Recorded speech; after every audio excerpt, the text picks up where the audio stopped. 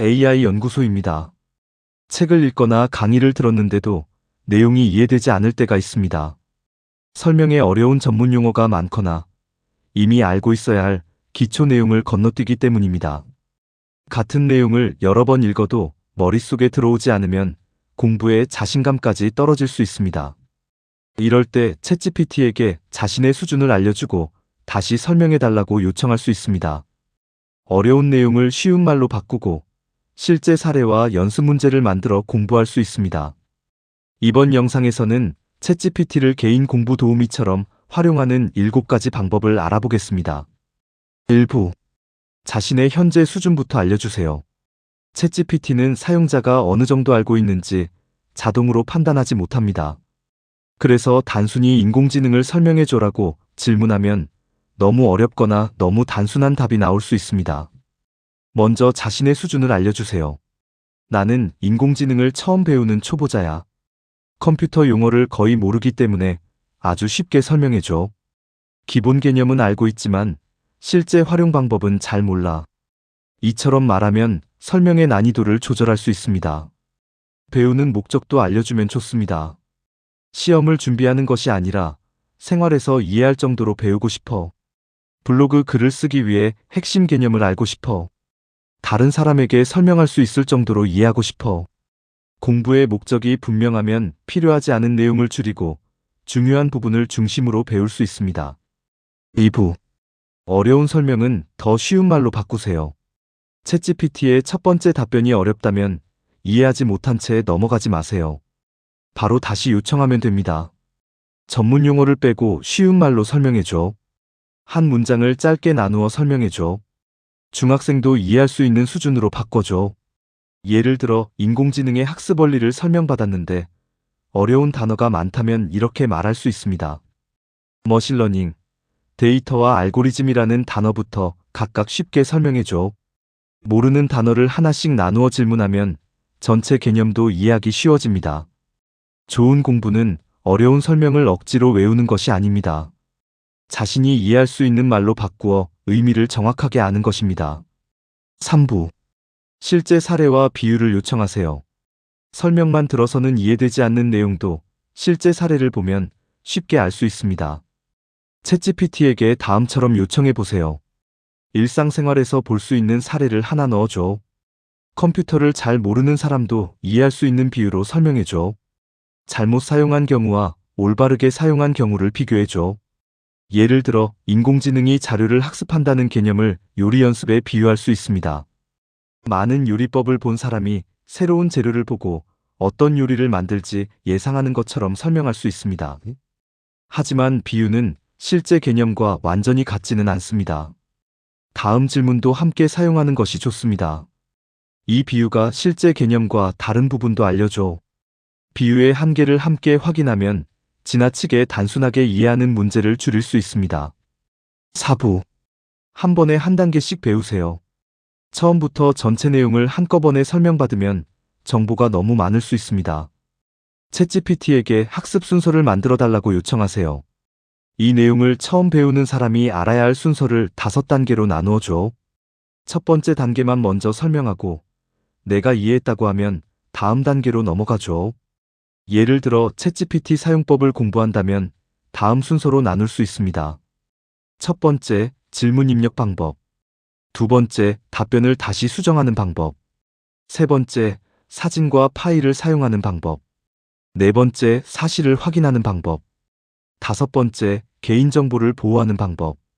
한 단계를 공부한 뒤 이해되지 않은 부분을 질문하고 다음 단계로 넘어가면 됩니다. AI가 너무 빠르게 진행한다면 지금은 다음 단계로 넘어가지 말고 예시를 하나 더 보여줘라고 말할 수 있습니다. 자신의 속도에 맞게 진행할 수 있다는 점이 AI 공부의 장점입니다. 5부. 퀴즈를 만들어 이해도를 확인하세요. 설명을 읽었을 때는 이해한 것처럼 느껴질 수 있습니다.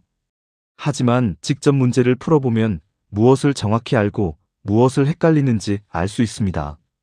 챗GPT에게 배운 내용으로 문제를 만들어 달라고 요청하세요. 방금 설명한 내용으로 쉬운 퀴즈 3개를 만들어줘. 정답은 내가 답한 뒤에 알려줘. 객관식 두 문제와 짧게 답하는 문제 한 개를 만들어줘. 문제가 나오면 직접 답해봅니다. 틀려도 괜찮습니다. 틀린 문제는 아직 공부해야 할 부분을 알려주는 표시입니다. 답을 제출한 뒤 다음처럼 요청할 수 있습니다. 내 답에서 맞은 부분과 틀린 부분을 구분해 설명해줘. 정답만 알려달라고 하는 것보다 왜 틀렸는지 설명받는 것이 중요합니다. 6부. 틀린 부분만 다시 공부하세요. 모든 내용을 처음부터 다시 공부할 필요는 없습니다. 틀린 문제와 이해하지 못한 부분만 골라서 복습할 수 있습니다. 예를 들어 세 문제 중 두 번째 문제를 틀렸다면 이렇게 말합니다. 두 번째 문제와 관련된 개념만 다른 사례로 다시 설명해줘. 내가 왜 헷갈렸는지 예상되는 이유를 알려줘. 비슷한 문제를 한 개 더 만들어줘. 같은 개념을 다른 표현과 사례로 다시 보면 이해가 깊어질 수 있습니다. 챗GPT에게 자신의 오답 목록을 정리하게 할 수도 있습니다. 오늘 틀린 내용을 오답 노트 형식으로 정리해줘. 오답 노트에는 틀린 질문, 자신의 답, 올바른 답과 기억할 핵심을 넣을 수 있습니다. 다만 AI가 채점한 내용도 틀릴 수 있으므로 중요한 시험 공부는 교재와 선생님의 설명을 통해 다시 확인해야 합니다. 7부. 배운 내용을 짧게 요약하고 복습하세요. 공부가 끝난 뒤 핵심 내용을 짧게 정리하면 기억하는 데 도움이 됩니다. 챗GPT에게 다음처럼 요청할 수 있습니다. 오늘 배운 내용을 5문장으로 요약해줘. 꼭 기억해야 할 단어 3개와 뜻을 정리해줘.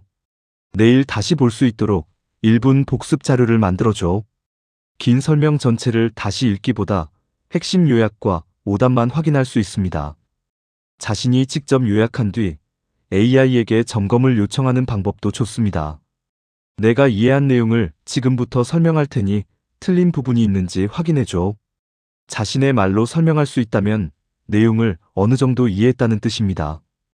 AI의 요약을 그대로 외우기보다 자신의 말로 다시 바꾸어 보는 것이 중요합니다. 8부. 챗GPT 공부법 7단계 정리. 오늘 배운 내용을 실제 순서로 정리해 보겠습니다. 첫째, 자신의 현재 수준을 알려줍니다. 둘째, 어려운 용어를 쉬운 말로 바꾸게 합니다. 셋째, 실제 사례와 비유를 요청합니다. 넷째, 학습 내용을 단계별로 나눕니다. 다섯째, 배운 내용으로 퀴즈를 만듭니다. 여섯째, 틀린 부분만 다시 설명받습니다. 일곱째, 핵심 요약과 복습 자료를 만듭니다. 바로 사용할 수 있는 질문을 만들어 보겠습니다. 나는 이 주제를 처음 배우는 초보자야.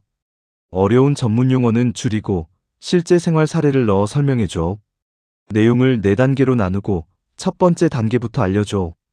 각 단계가 끝날 때마다 이해했는지 확인하는 문제를 한 개씩 내줘. 내가 틀리면 정답만 말하지 말고 왜 틀렸는지 쉬운 말로 설명해줘. 이 질문을 자신이 배우고 싶은 주제 앞에 붙여 사용하면 됩니다. 다만 챗GPT가 설명한 내용이 항상 정확한 것은 아닙니다. 날짜, 숫자, 역사적 사실과 전문적인 정보는 교재와 공식 자료를 통해 다시 확인해야 합니다. 특히 건강, 법률과 금융에 관한 학습은 전문가의 설명을 대신할 수 없습니다. 이번 36편은 채널 소개와 구독 안내가 함께 들어가는 편입니다. AI 인사이트 연구소에서는 챗GPT, 제머나이, AI 업무 자동화, 블로그와 유튜브 제작 등 초보자가 실제로 활용할 수 있는 AI 정보를 쉽게 알려드리고 있습니다. 구글 블로그와 네이버 블로그에서도 AI 인사이트 연구소의 다양한 자료를 확인할 수 있습니다. 영상이 도움이 되셨다면 구독과 좋아요를 눌러주시고 알림 설정도 함께 해주세요. 지금까지 AI 연구소였습니다.